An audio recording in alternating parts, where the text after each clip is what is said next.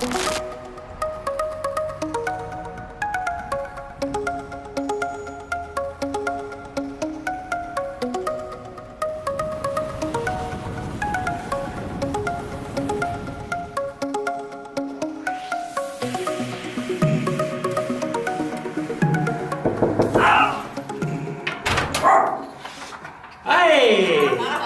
Salut André. Comment ça va? Salut! Qui en a un, deux? T'as eu droit à des léchettes de Ouais, notre hein? Charlot. Oui, oui, c'est notre amour. Bonjour, Nicolas. Salut toi. Bien. Ah, il t'aime, hein? On peut pas empêcher un cœur d'aimer. Quel achat de 100 $ ou moins a eu un impact positif sur votre vie au cours des 6 derniers mois ou de mémoire récente? Je ne fais jamais d'achat de 100 $. Ou moins. N'oubliez Ça pas peut être 5 piastres. que je suis un consacré de la philosophie et que je n'ai pas trop le temps de gagner de l'argent comme on le dit dans le langage courant. Je vis beaucoup entouré d'amis qui pourvoient très souvent à mes besoins.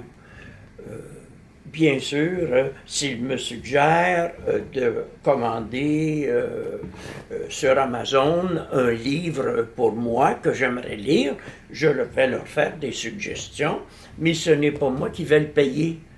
Je tiens à vous dire que même si je suis un philosophe qui enseigne l'exubérance et l'abondance de l'infini, je n'ai pas beaucoup d'argent dans mes poches et il m'arrive de compter ma monnaie pour aller acheter le journal.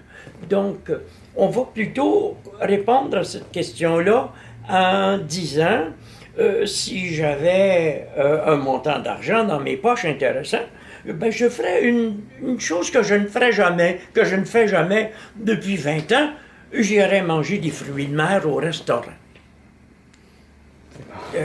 Parce que, en fait de livres, je suis assez bien nanti. Hein?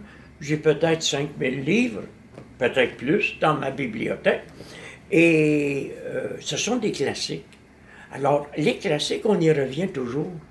On reviendra toujours à Pindare, à Goethe et à Spinoza. Forcément, ils ne seront jamais démodés. Et moi, j'ai pris exemple sur eux pour avoir une pensée qui ne vieillit pas. Une pensée qui se situe dans l'orbite de l'absolu.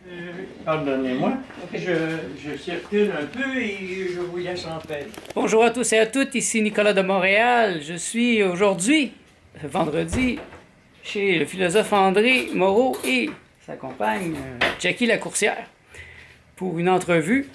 Là, on vient juste de terminer l'entrevue. André est fatigué, il va aller faire un petit somme. Il va aller coucher un peu. Oui. Puis là, ben, je vais faire une petite entrevue avec Jackie. Puis ben, c'est ça. C'est le début de ma journée. J'ai bravé le froid pour venir ici. C'est extrêmement froid. Courageux. Je pense que c'est moins 20, Moins. quelque chose de même. Donc, je vais mettre au travail. On a une entrevue à faire avec Jackie que je vais vous présenter sur mon autre chaîne. Mais je vais mettre le lien ici en dessous dans la description. Donc, restez à l'écoute. D'abord, veux-tu nous parler un peu de la fibromyalgie ou de ton électrosensibilité? Bien, tout d'abord, c'est ça. J'ai commencé à faire de la fibromyalgie il y a peut-être 7-8 ans. Avant ça, tout allait très très bien et tout. Et puis, à un moment donné, ça s'est déclaré. J'ai commencé à avoir très très mal aux jambes, surtout. J'avais l'impression que les jambes me cuisaient littéralement. J'avais l'impression de faire de la... comment dire? De brûler intérieurement. Là, réellement, c'était l'impression que j'avais. Et puis après ça, j'avais très mal aux genoux aussi. Et après ça, c'était tout le corps. Donc, les bras, partout. Sauf le visage. Et c'était très douloureux. Et ça venait par moments, il y a certaines périodes, ça allait relativement bien, et puis d'autres moments où est-ce que réellement c'était des crises aiguës. Et dans ces périodes-là, je pouvais pratiquement rien faire. Donc, la seule chose à faire pour quelqu'un qui fait de la fibromyalgie assez avancée, c'est de se coucher. Tu n'as pas le choix, faut que tu dors, tu ne peux pas faire autre chose. Tu n'as pas d'énergie non plus.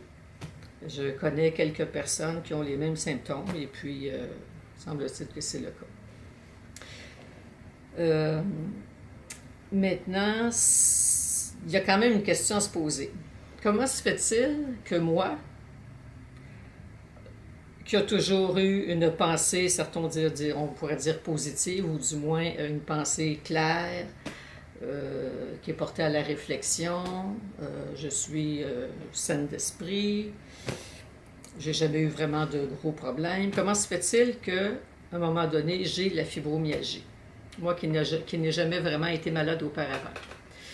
Et une chose qu'il faut savoir, c'est que, moi y compris, hein, nous nous donnons nos maladies. Merci d'être notre ami. OK. Ben, c'est le temps de partir. À bientôt! À bientôt. Bye bye! Et voilà qui est fait. L'entrevue, les 2 entrevues sont faites. Là, il doit être presque à 4 heures. Moi, je suis arrivé à 1 heure. Et là, je me prépare mentalement à aller affronter le froid. Parce que c'est un froid sibérien. Tantôt, j'ai sorti ma caméra un peu pour filmer l'extérieur. Et après 30 secondes, mes doigts étaient complètement gelés. Bon, ben, je me mets en route. Voilà, je suis de retour à la maison et très content d'être ici parce que c'est complètement hallucinant aujourd'hui. Le froid est mordant.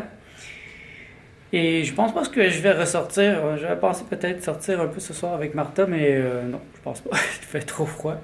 Et en plus, je viens de recevoir un livre que j'ai commandé, un livre de Tim Ferriss, Tribe of Mentors, et qui risque d'être assez intéressant. Donc, je pense que ça va être une lecture que je vais commencer ce soir. Donc, je vais vous revenir à ce sujet. C'est un livre, je pense, très motivant.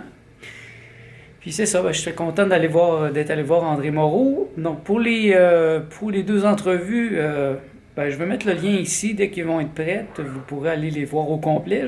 J'en ai mis un petit bout dans cette vidéo pour vous donner un avant-goût.